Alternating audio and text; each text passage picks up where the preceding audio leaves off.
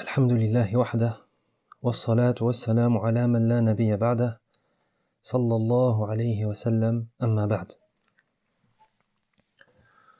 Toute louange revient de droit à Allah et que ses éloges et son salut recouvrent celui après qui il n'y aura plus de prophète sallallahu alayhi wa sallam. L'importance des évocations du matin et du soir. Nous baserons, incha'Allah tabaraka wa ta'ala, sur la lecture d'une intervention du noble cheikh Abu Abdillah Muhammad ibn Saïd Raslan, hafidhahullah ta'ala, sur le sujet. فقد قال الله جل وعلا فاذكروني أذكركم. Allah Azza wa Jal dit: souvenez-vous de moi et je me souviendrai de vous. Sourate Al-Baqarah, verset 152.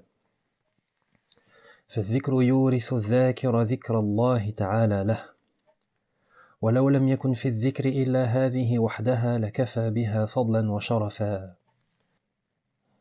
Donc, le verset nous enseigne que celui qui se rappelle d'Allah, Allah se rappelle de lui.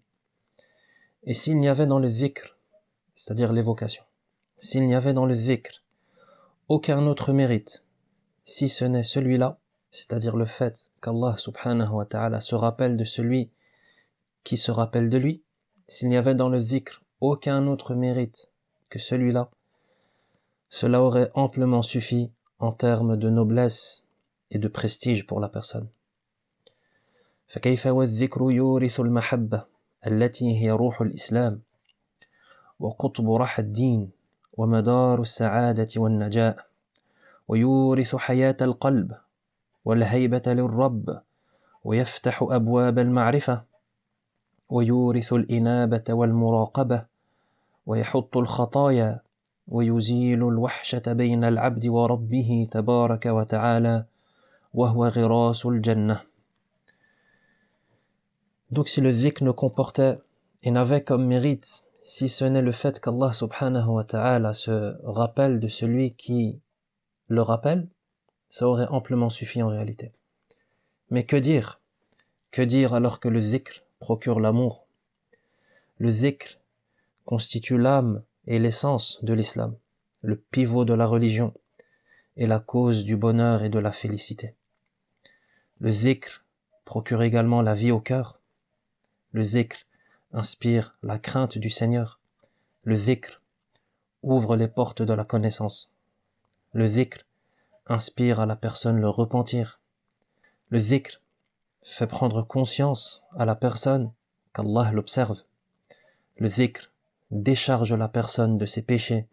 Le dhikr dissipe le sentiment de solitude qu'il y a entre le serviteur et son Seigneur subhanahu wa ta'ala. Et enfin le dhikr, c'est la semence du paradis.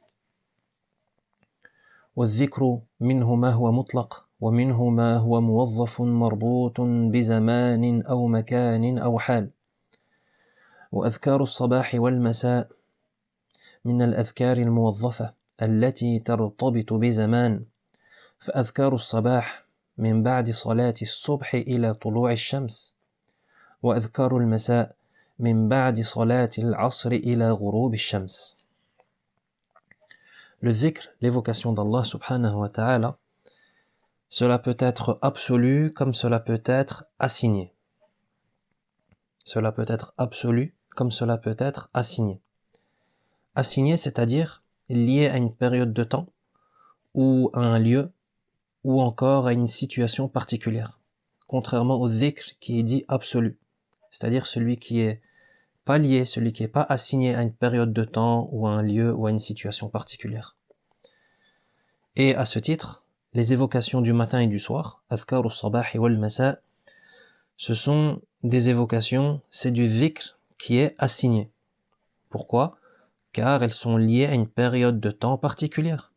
Effectivement, le temps imparti pour dire les évocations du matin, ce temps imparti commence après la prière du matin, la prière du subh, et ce temps imparti prend fin au lever du soleil.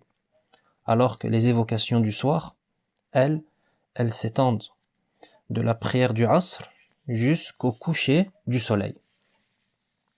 والنبي صلى الله عليه وسلم بين لنا الأذكار في هذين الوقتين الشريفين، والذي يتأمل في الأذكار التي دل عليها النبي صلى الله عليه وسلم في هذين الوقتين في الصباح والمساء يجد من الخير الكبير والفضل الجزيل ما يجعله لا يفرط في ذلك، بل يحرص عليه فوق حرصه على النفس.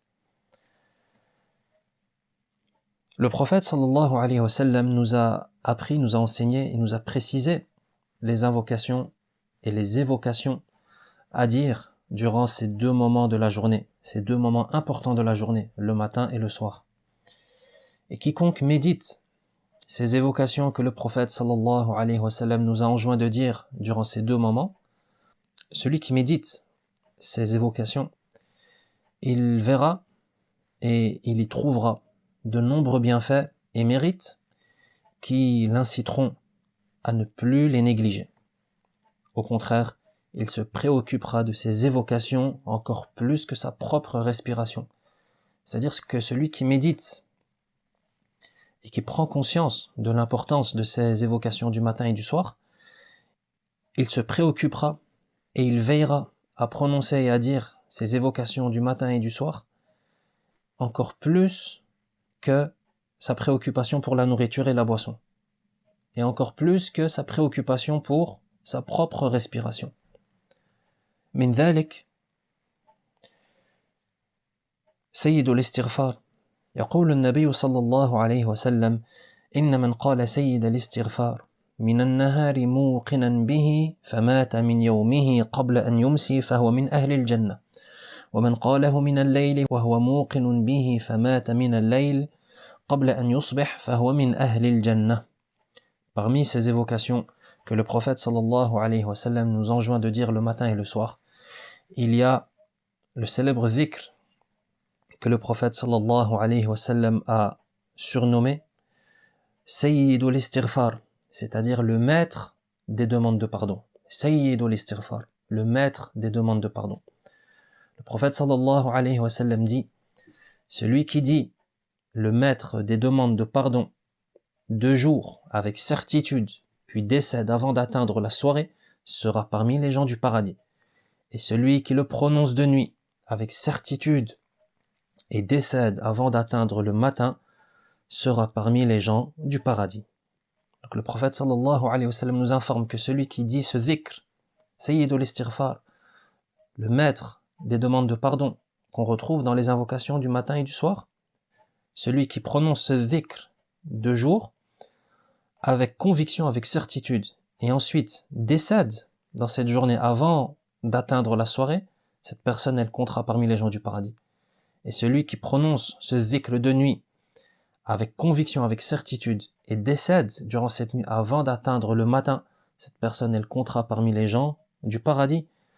Et ce dhikr, Sayyidul Istighfar, c'est Allahumma anta rabbi, la ilaha illa ant, خلقتني وأنا عبدك وأنا على عهدك ووعدك ما استطعت أعوذ بك من شر ما صنعت أبوء لك بنعمتك علي وأبوء بذنبي فاغفر لي فإنه لا يغفر الذنوب إلا أنت. Donc celui qui dit cette invocation 2 jours et qui meurt durant cette journée avant d'atteindre la soirée, elle comptera parmi les gens du paradis. Et celui qui dit cette invocation ou cette évocation de nuit et meurt durant cette nuit avant d'atteindre le matin, elle comptera parmi les gens du paradis. والنبي صلى الله عليه وسلم يبين لنا ما يكون من الحفظ للعبد من كل ما يؤذيه ومن الكفاية من الله تبارك وتعالى له في كل أحواله. يبين النبي صلى الله عليه وسلم يبين لنا ذلك في بعض أذكار الصباح والمساء، كما في قول النبي صلى الله عليه وسلم قل هو الله أحد والمعوذتين حين تمسي وحين تصبح 3 مرات تكفيك من كل شيء. Un autre exemple, le prophète sallallahu alayhi wa sallam nous signifie, nous explique de manière très claire tout le bien qui découle de ces évocations, comme la protection divine contre tout type de nuisance et en toutes circonstances dont bénéficiera le serviteur s'il dit ces évocations. Le prophète sallallahu alayhi wa sallam nous signifie cela dans certaines évocations du matin et du soir, comme lorsqu'il dit sallallahu alayhi wa sallam, dit Qul huwallahu ahad, ainsi que les 2 sourates protectrices, matin et soir à 3 reprises, et elles te préserveront de toutes choses. Le prophète sallallahu alayhi wa sallam dit Qul huwallahu ahad, c'est-à-dire surat al-Ikhlas, ainsi que les 2 sourates protectrices, c'est-à-dire surat al-Falaq et surat al-Nas. Donc dit Qul huwallahu ahad, ainsi que les 2 sourates protectrices matin et soir à 3 reprises, et elles te préserveront de toutes choses. وكذلك يقول النبي صلى الله عليه وسلم في ذكر من أذكار الصباح والمساء وهو اللهم إني أصبحت أشهدك وأشهد حملة عرشك وملائكتك وجميع خلقك أنك أنت الله لا إله إلا أنت وأن محمدا عبدك ورسولك من قاله أي هذا الذكر 4 مرات فإن الله تبارك وتعالى يعتقه من النار. De même, on retrouve parmi les évocations du matin et du soir que le prophète sallallahu alayhi wa sallam dit « Ô Allah, me voilà présent au matin et je te prends à témoin, toi ainsi que ceux qui portent ton trône, tes anges et l'ensemble de ta création, que tu es Allah. Il n'est de divinité digne d'adoration que toi, et que Muhammad est ton adorateur et messager. Celui qui dira cette évocation à 4 reprises, Allah subhanahu wa ta'ala l'affranchira du feu. » Donc ce dhikr, celui qui le dit à 4 reprises, Allah subhanahu wa ta'ala l'affranchit du feu.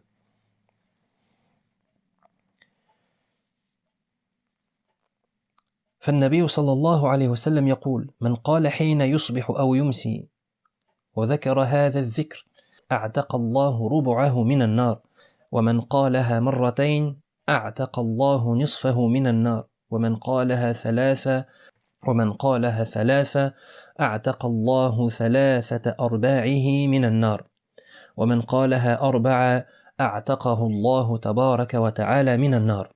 Le prophète sallallahu alayhi wa sallam dit que celui qui dit le matin ou le soir l'évocation qui vient d'être citée, c'est-à-dire Allahumma inni asbahtu ushhiduk wa ushhidu hamalata arshik wa malaikatak wa jami'a khalqik annaka anta Allah la ilaha illa ant wa anna Muhammadan abduka wa rasuluk, celui qui dit cette évocation le matin ou le soir, Allah l'affranchira du feu à hauteur d'1/4.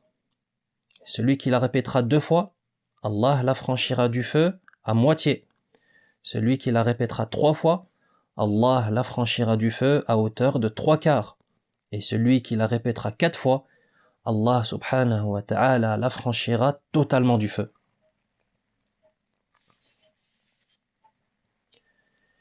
والنبي صلى الله عليه وسلم يبين لنا أن من أذكار الصباح والمساء ما إذا أتى به العبد فإنه لا يصيبه في يومه ذلك شيء يكرهه كما في حديث النبي صلى الله عليه وسلم في ذكر بسم الله الذي لا يضر مع اسمه شيء في الأرض ولا في السماء وهو السميع العليم يأتي به 3 مرات. النبي صلى الله عليه وسلم يبين أن من أتى بهذا الذكر لم يصبه فجأة بلاء حتى يصبح إذا أتى به في أذكار المساء ومن قالها حين يصبح 3 مرات لم تصبه فجأة بلاء حتى يمسي فهذا فيه هذا الأجر العظيم. Le prophète sallallahu alayhi wa sallam nous apprend également qu'il y a des évocations du matin et du soir qui, lorsqu'elles sont prononcées, protègent la personne contre toute chose détestable qui pourrait l'atteindre durant sa journée. Comme le hadith du prophète sallallahu alayhi wa sallam qui fait mention de l'évocation suivante. Bismillahi alladhi la yadurru ma'asmihi shay'un fil ardi wa la fis sama. Au nom d'Allah, celui qui lorsque son nom est évoqué, rien ne peut plus nuire, que ce soit sur terre ou dans le ciel, il est vraiment l'audient, l'omniscient. À répéter 3 fois. Le prophète sallallahu alayhi wa sallam nous dit qu'aucun malheur ne surprendra celui qui dira ce dhikr en soirée à 3 reprises, et cela jusqu'à ce qu'il atteigne la matinée. De même qu'aucun malheur ne surprendra celui qui dira ce dhikr en matinée à 3 reprises, et cela jusqu'à ce qu'il atteigne la soirée. Voici donc l'immense rétribution de ce dhikr. Donc celui qui dit ce dhikr au nom d'Allah, celui qui lorsque son nom est évoqué, rien ne peut plus nuire, que ce soit sur terre ou dans le ciel, il est vraiment l'audient, l'omniscient. Celui qui dit ce dhikr 3 fois le matin, rien ne peut l'atteindre, rien ne peut le surprendre jusqu'à ce qu'il atteigne la soirée. Et celui qui le dit en soirée, à 3 reprises, rien ne peut le surprendre, aucun malheur ne peut l'atteindre et le surprendre jusqu'à ce qu'il atteigne la matinée. وكذلك من قال رضيت بالله ربا وبالإسلام دينا وبمحمد صلى الله عليه وسلم نبيا قال النبي صلى الله عليه وسلم من قاله وجبت له الجنة. De même pour le dhikr qui consiste à dire رضيت بالله ربا وبالإسلام دينا وبمحمد صلى الله عليه وسلم نبيا, c'est-à-dire j'agrée Allah comme Seigneur, l'islam comme religion et Mohammed sallallahu alayhi wa sallam comme prophète. Le prophète sallallahu alayhi wa sallam dit concernant ce dhikr, celui qui le dira, le paradis lui sera dû. Celui qui le dira, le paradis lui sera dû. إلى غير ذلك مما ذكره النبي صلى الله عليه وسلم من فضل أذكار الصباح والمساء. والنبي صلى الله عليه وسلم يبين لنا أيضا أن الإنسان إذا أتى بأذكار الصباح والمساء أجاره الله رب العالمين من الشيطان, كما في حديث من قال لا إله إلا الله وحده لا شريك له له الملك وله الحمد يحيي ويميت وهو على كل شيء قدير 10 مرات من قال ذلك غدوة كتب الله له 10 حسنات ومحى عنه 10 سيئات وكن له قدر 10 رقاب وأجاره الله من الشيطان ومن قالها عشية فمثل ذلك. Le prophète sallallahu alayhi wa sallam nous fait également part d'autres mérites dans les évocations du matin et du soir. Il nous explique également que lorsque l'individu prononce ces évocations du matin et du soir, Allah, le Seigneur des mondes, le met à l'abri du shaitan, comme stipulé dans le hadith. Quiconque dit « Il n'est de divinité digne d'adoration qu'Allah, seul et sans aucun associé. À lui seul appartient la royauté, et vers lui seul reviennent toutes les louanges.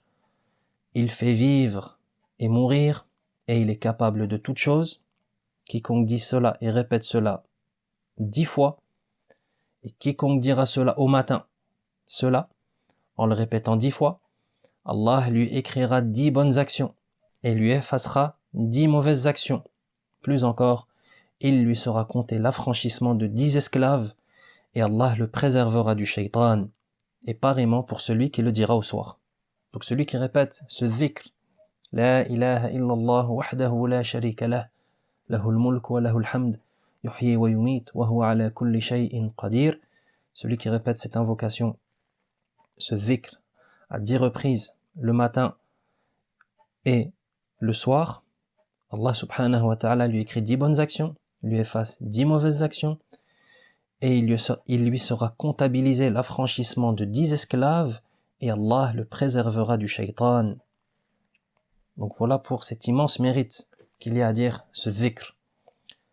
إلى غير ذلك مما دل عليه النبي صلى الله عليه وسلم من أذكار الصباح والمساء مع فضلها وعظيم أجرها وخطرها حتى إن الإنسان يجزم بأنه إذا فرط فيها فأصابه شيء فهو الملوم لأنه نزل الهيجاء وخاض الحرب بلا جنة ولا وقاية.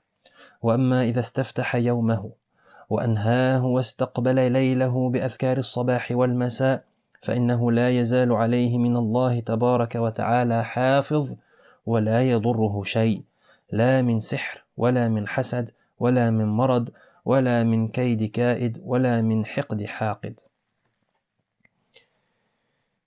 Les autres évocations du matin et du soir que notre prophète sallallahu alayhi wa sallam nous a enseignées, elles sont nombreuses, sans omettre leur mérite, l'immense récompense qui en découle et leur importance fondamentale, à tel point que tout individu qui néglige ces évocations et à qui il arrive par la suite quelque chose de désagréable pourra affirmer avec certitude que c'est lui le fautif.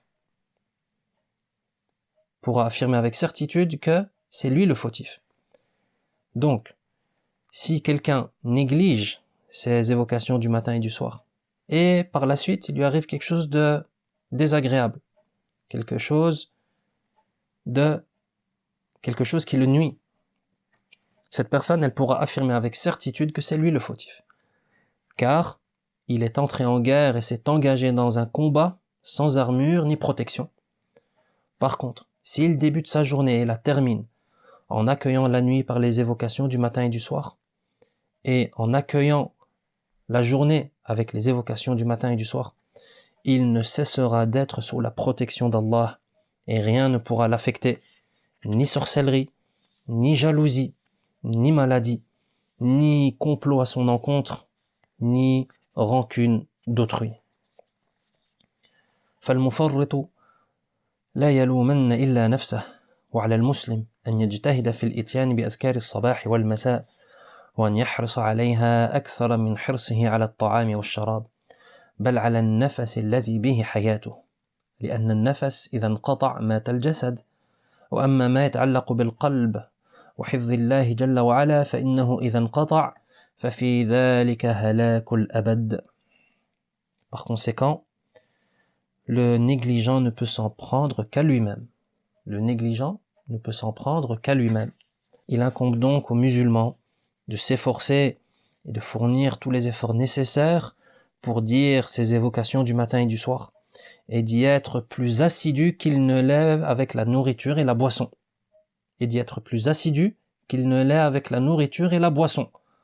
Voire même avec la respiration, dont dépend sa vie.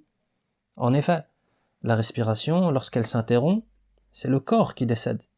Par contre, ce qui est en lien avec le cœur et la protection divine, si cela venait à s'interrompre, il en irait alors de la perdition éternelle.